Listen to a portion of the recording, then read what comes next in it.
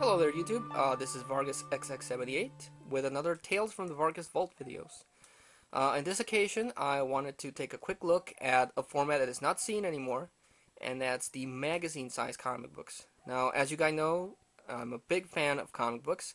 I've been seriously collecting books since 1991, and throughout those years I've come across these very unique books that, like I said, were very cool, and I really wish they would bring them back.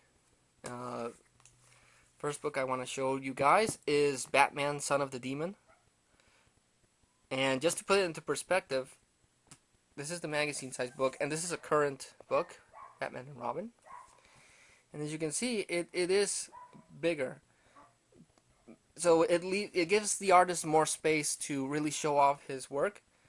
And some of the stories in this are really cool. This one, for example, this one I will show you the artwork, is a really cool Batman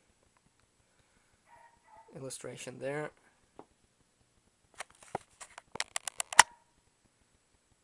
I mean, the panels are bigger, so you really get more, you get to enjoy more artwork. It has Batman there, Commissioner Gordon. There's Batman with Talia.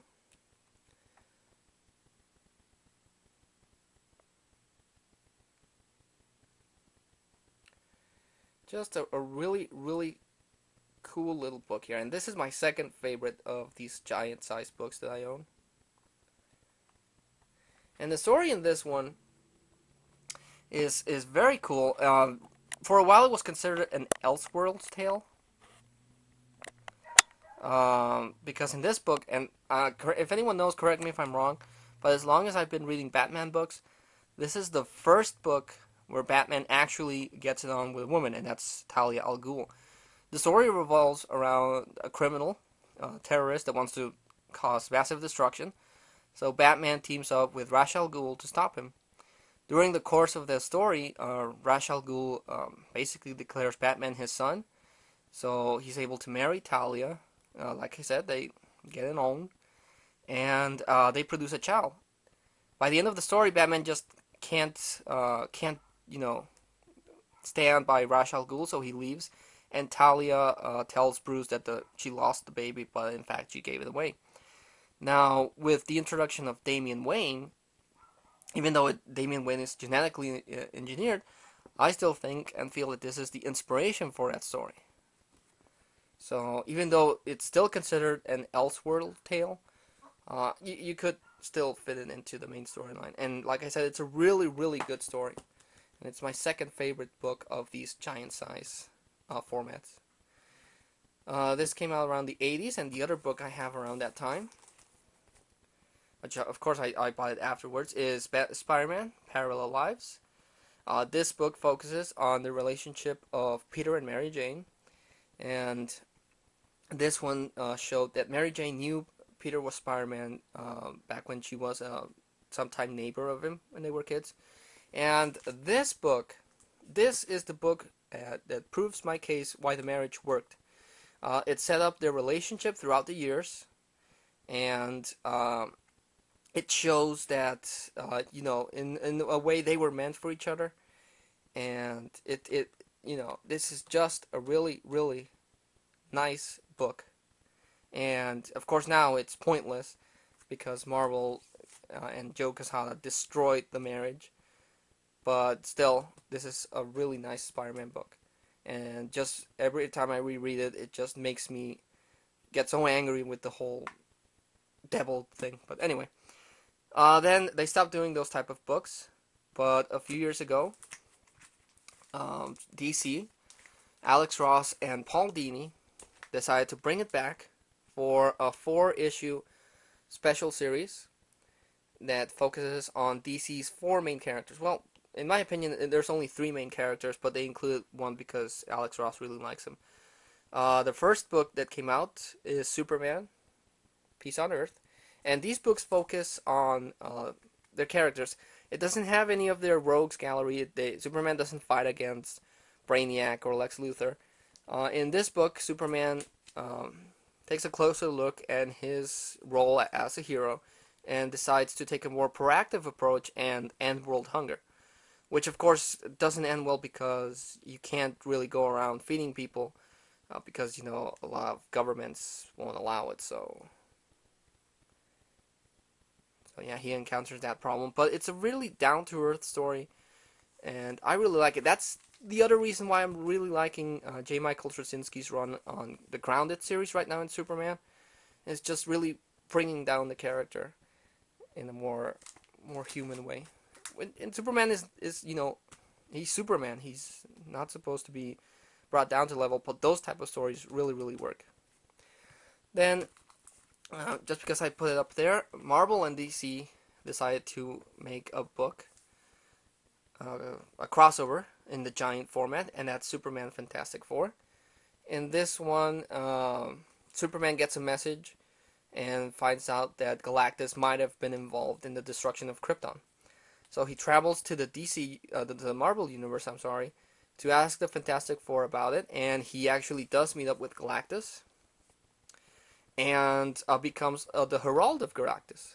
So, you take a character as powerful as Superman, give him the power cosmic, and you got an unstoppable force. And the artwork here is not painted; it's not all painted, but it is drawn by Dan Jurgens, and he's a really good Superman artist. And back to the giant books.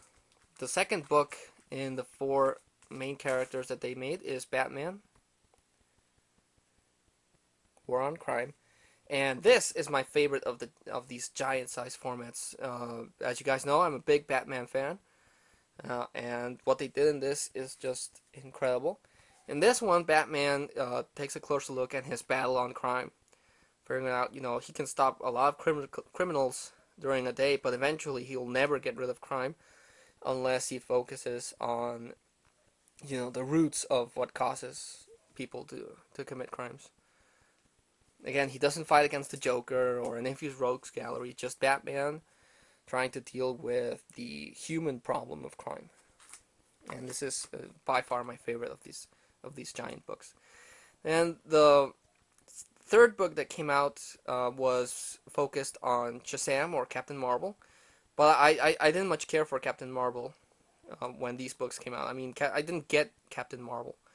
And to me, it's always been a trinity between Superman, Batman, and Wonder Woman. Those are the characters that now glue together the DC universe. Now I regret not buying that book because I haven't been able to find it in any of the conventions I've gone to. But anyway, so I can't show that off to you guys. But I can show you off the fourth book that came out. And that's Wonder Woman, Spirit of Truth. Again, beautiful artwork by Alex Ross. And in this one, Wonder Woman tries to figure out her place in man's world. Wonder Woman is a very conflicting character. She was supposed to go to man world and spread a message of peace, but she's a trained warrior. I mean, she can kick anyone's butt. So she has that conflict, and she goes around trying to figure out her place. And eventually, she sets up a secret identity to meld better with the normal people. And this is the only book that actually has a cameo. She talks to Superman at the end of this, so that's really cool. So once these four books came out, DC decided to launch another big format book, and that's Justice League Heaven's Ladder. This is written by Mark Waid with art by Brian Hitch, and I'm not a big Brian Hitch fan. I don't know what it is about his artwork, but it just doesn't. I don't know. I just don't find it that appealing. But in this one, the Justice League try to face and fight a giant race of aliens. You could compare them to the Celestials, maybe. But the bigger format really helps. In this case, it really helps Brian Hitch's artwork. So it was a really cool story. Now, Paul Dini and Alex Ross were building up to this massive Justice League book, and before that, DC came out with this prequel book called Justice League Secret Origins. And as the name implies, this is literally, oops, an origin book. They give a brief recap on the origins of all the characters that are members of the Justice League, with Superman here, and Captain Marvel, Green Arrow and Black Canary, Aquaman, Green Lantern, Wonder Woman, and Batman. So, story-wise, this isn't really that necessary, but artwork-wise, it's really cool. And of course, that was a prequel to a book that came out, the last of the giant formats, and that's Justice League, Liberty and Justice, with a really, really cool cover. I mean, just look at the characters jumping at the reader. And this one actually shows all of the characters, every last one of the Justice League member. We got Superman, Batman, Wonder Woman, Green Lantern, The Flash, Aquaman, Martian Manhunter, the Atom, the Hawks, Green Arrow, Black Canary. And the Justice League is trying to fight off an alien threat, and just really, really cool. Just really, really cool. I really, really like Alexis Ross artwork. The last book they made was Justice in comic book format, and he's done a few covers, but yeah, I think this, because of the size of it, you really get to enjoy his artwork more. So these are my favorite Alex Ross books. Just beautiful, beautiful set of books here. And I'm still trying to track down that Shazam book. Like I said, I'm not a big fan of Shazam, but the collection just doesn't feel complete without it. So yeah, I really wish Marvel or DC would bring this format back. Not as a regular thing, of course, maybe as a set of annuals every once in a while. Because, like I said, the stories in these are really, really worth it, and the artwork just really shines on the bigger format. So yeah, guys, just wanted to share my magazine-sized comic books. Hope you enjoyed the video, and I'll see what else I post. In the meantime, this is Vargas XX78, closing the vault and signing off.